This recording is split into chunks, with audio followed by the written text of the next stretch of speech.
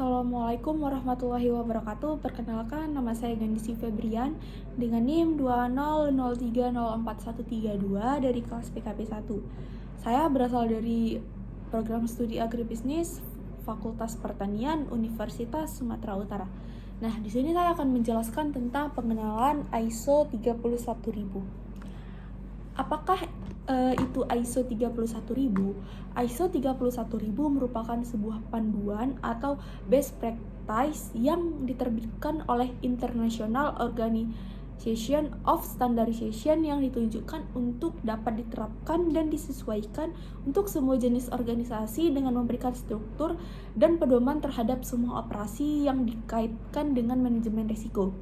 Tujuan ISO 31000 adalah untuk membantu organisasi mencapai tujuan organisasi dengan dapat mengidentifikasi peluang serta ancaman secara efektif, dapat menggunakan sumber daya yang ada untuk menangani risiko. Penerapan ISO 31000 itu ada 3. Yang pertama, menciptakan rencana dan aktivitas. ISO 31000 menuntut dibentuknya program manajemen risiko yang rutin dan berkala. Yang kedua, mengimplementasikan rencana tersebut. ISO 31000 menuntut implementasi dari perencanaan proses manajemen risiko. Yang ketiga, mengawasi dan mengevaluasi. ISO 31000 menuntut organisasi untuk mereview dan memonitor program manajemen risiko yang dilakukan. Kemudian saya akan menjelaskan tentang prinsip ISO 31000. Prinsip ISO 31000 ini ada 11. Yang pertama itu manajemen risiko menciptakan nilai tambah. Manajemen risiko berkontribusi terhadap pencapaian nyata objektif dan peningkatan. Yang kedua itu ada manajemen risiko adalah bagian internal proses dalam organisasi. Manajemen risiko adalah bagian tanggung jawab manajemen dan merupakan suatu bagian integral dalam proses normal organisasi, seperti juga merupakan bagian dari seluruh proses proyek dan manajemen perubahan.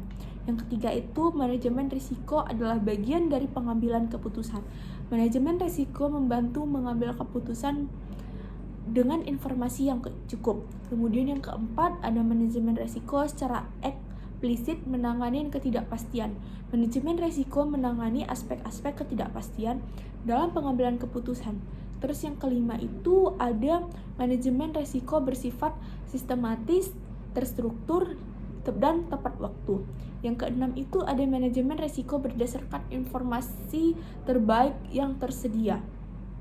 Kemudian yang ketujuh ada manajemen risiko dibuat sesuai dengan kebutuhan. Yang kedelapan, manajemen risiko memperhitungkan faktor manusia dan budaya.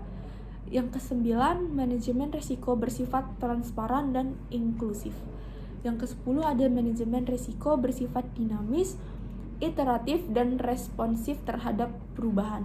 Yang ke-11 atau yang terakhir ada manajemen risiko memfasilitasi perbaikan dan pengembangan berkelanjutan organisasi. Mungkin itu saja yang dapat saya sampaikan, semoga bermanfaat. Bila ada salah kata saya mohon maaf. Assalamualaikum warahmatullahi wabarakatuh. Terima kasih.